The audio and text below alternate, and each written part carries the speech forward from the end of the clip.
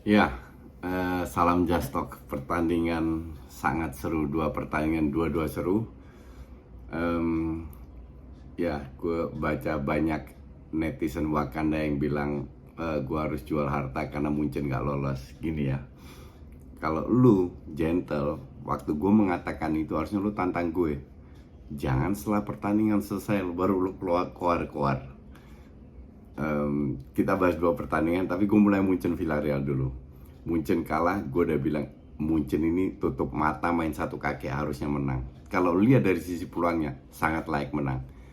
Tapi Munchen memang lagi jelek, di liga pun lagi jelek. Jadi mereka mengcreate banyak peluang. Muller lagi ampun-ampunan jeleknya. Tapi nggak bisa cetak gol. Nih dari data ya, 23 shots dibanding 4, big chance 1 dibanding 1, miss big chance 1 dibanding 0. Mereka dapat counter terakhir itu gol. Yang gue nggak habis pikir kenapa Munchen terlalu berani menyerang, karena skor masih unggul 1-0. Sebenarnya nggak ada masalah kan, 1-0 sih ke extra time. Mending jangan terlalu ambil risiko, tapi yang mungkin Nagelsmann ini kan jam terbangnya masih belum banyak, masih muda, terlalu muda. Mungkin dia terlalu nafsu dan bermain terlalu frontal, kena counter sekali aja udah selesai. Mereka dapat beberapa counter tapi nggak salah passing lah, salah apalah, dan cuma shootingnya ke samping berapa kali. Jadi kalau dibilang layak menang, ya Munchen sangat layak menang. Cuma dalam sepak bola kan siapa yang cetak gol yang lebih banyak dia yang menang. Makanya gue selalu bilang 99%. Nah malam ini kejadian yang 1% itu, 1% di mana underdognya menang. Apakah Villarreal menang? Gak layak menang sama sekali. Bahwa Munchen di sana main layak kalah waktu di Villarreal, main jelek banget. Tapi hari ini lebih bagus.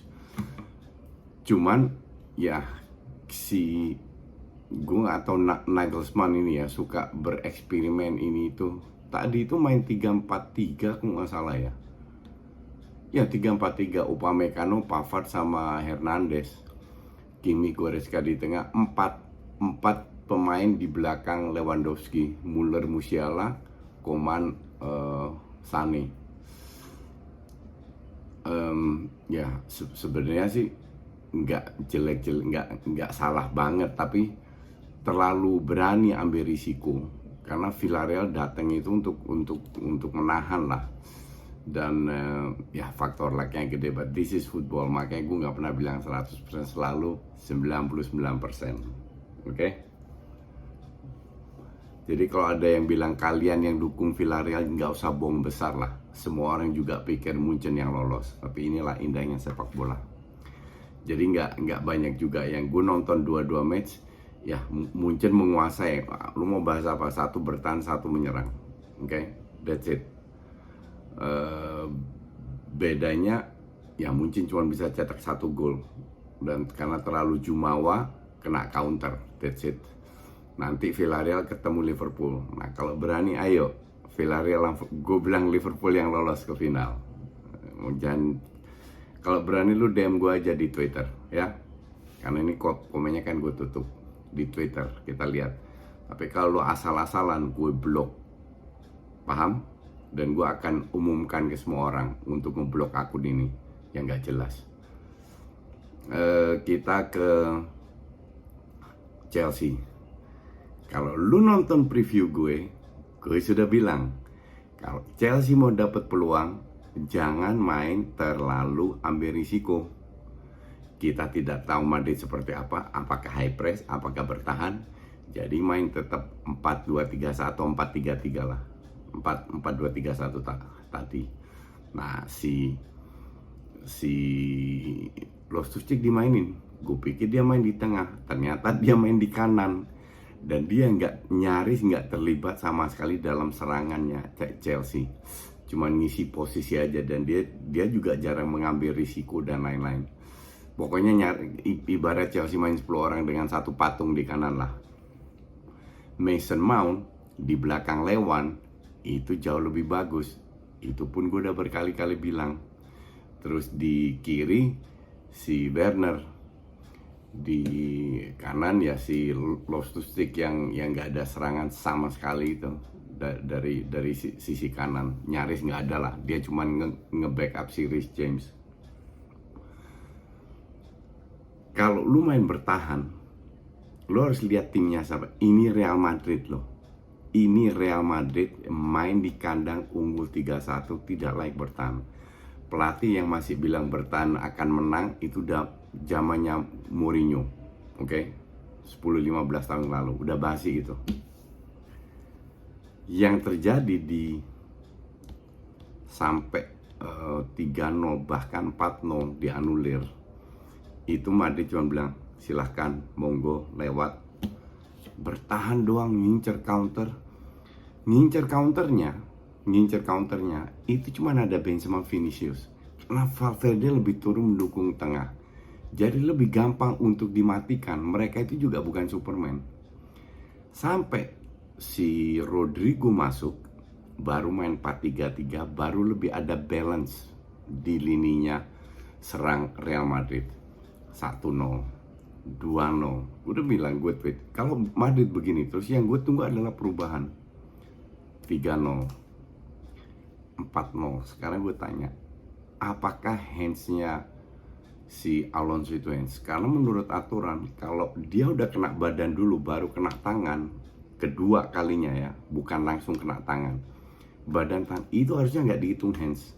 Satu, kedua itu nggak sengaja, nggak merubah arah bola.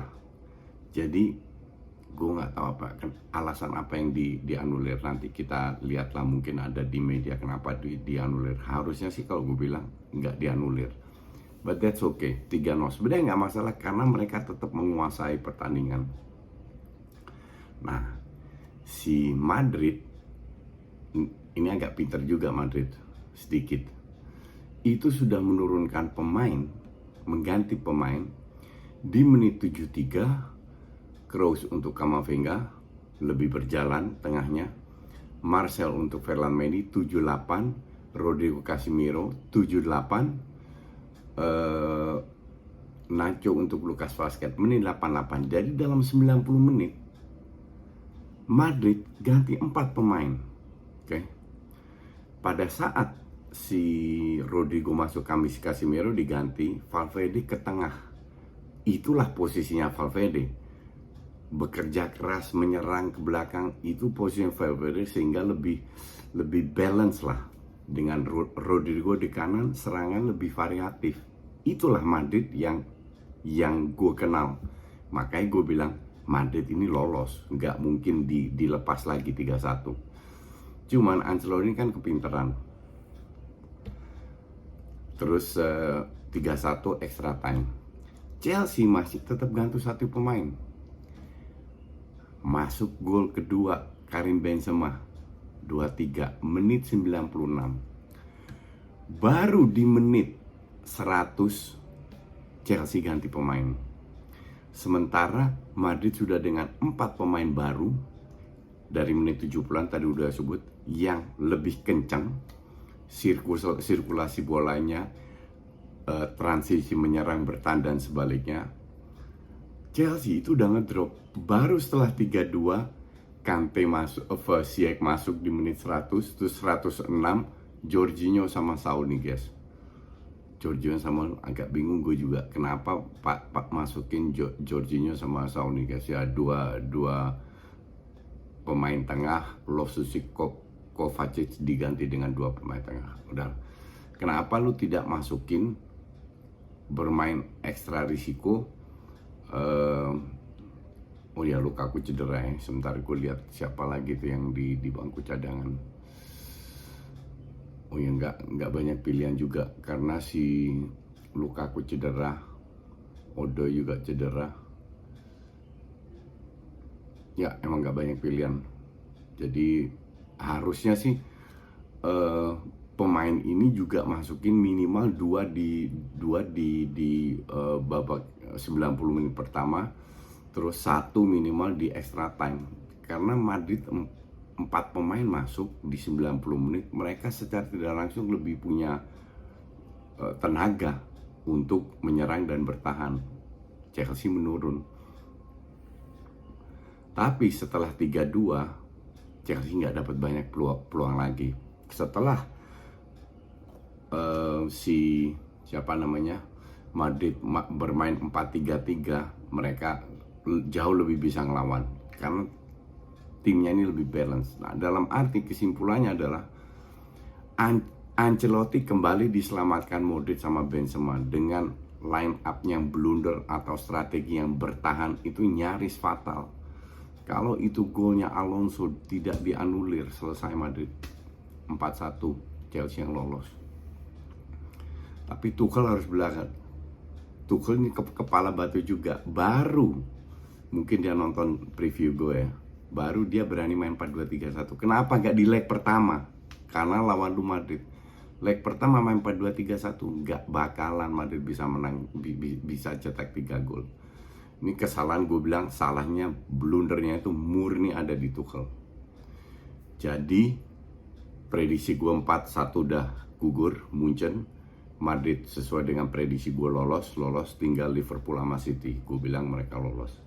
Nah, nanti kemungkinan besar, bukan kemungkinan besar, si Liverpool kan ketemu si Villarreal. Kita lihat. Kalau masih ada orang yang bilang Villarreal lolos, tolong DM gue. City Madrid ya seperti gue bilang, I don't know if bisa atau enggak, atau gue salah, tapi gue bilang City yang lolos. Ketemu Liverpool di final, seru juga. Tapi ini untuk kedua tim sih respect. Gue sebagai penonton netral sangat menikmati.